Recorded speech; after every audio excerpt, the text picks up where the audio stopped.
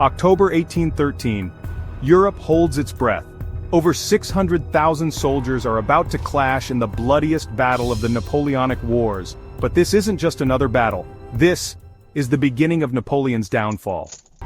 He was the undefeated master of Europe, until his fateful march into Russia in 1812. The once great Grand Army?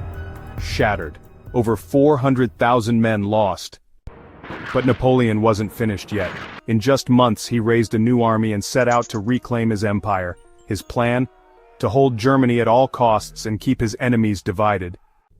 But what if, this time, his enemies were ready for him?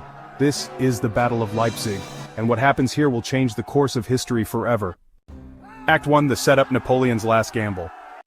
For over a decade, Napoleon had crushed every European power that dared to challenge him. Russia, defeated; Prussia, humiliated; Austria, broken. The coalition forming, Russia, Prussia, Austria, and Sweden, all moving in.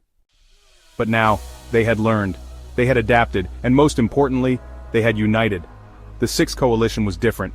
They weren't fighting separate wars anymore. This time, they were coming for Napoleon together. And they had one mission: push France out of Germany. Crush Napoleon's empire once and for all. Napoleon, though outnumbered, had one advantage: speed. He knew if he could strike fast, he could break the coalition before they fully assembled. But could he really hold back an army this massive? The moment had arrived. The battle was about to begin. Napoleon's fate and the fate of Europe hung in the balance.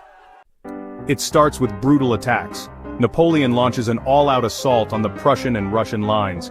For 2 days the battle rages. The fields of Leipzig turn red with blood. French cannons thunder, bayonets clash. But no matter how hard the French fight, the coalition keeps sending more reinforcements.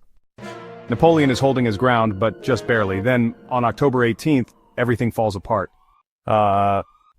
In the heat of battle, thousands of Napoleon's own Saxon and Württemberg troops switch sides. One moment they're fighting for France, the next they're attacking their own allies. Chaos spreads. Now, with over 400,000 enemy troops surrounding him, Napoleon has only one option: retreat. But the retreat is a disaster. The French blow up their own bridges. Too soon. Thousands of soldiers are left behind, trapped. Many drown trying to escape. Others are captured. One by one, Napoleon's commanders are lost. His army is crumbling. 80,000 of his men are dead, wounded, or captured. The coalition has won. For Napoleon, this is more than just a battle. This is the beginning of the end. Just 6 months later, his enemies storm Paris. In April 1814, Napoleon is forced to abdicate. He is exiled to a tiny island, Elba. The once great emperor is now a prisoner. Leipzig had changed everything. The Battle of Nations had sealed Napoleon's fate. But was this really the end? Because Napoleon was not done yet. The world thought he was finished. But in just 1 year, he would return for one final gamble. And this time, it would all come down to one final battle: Waterloo. If you think Leipzig was intense, just wait until you see what happened.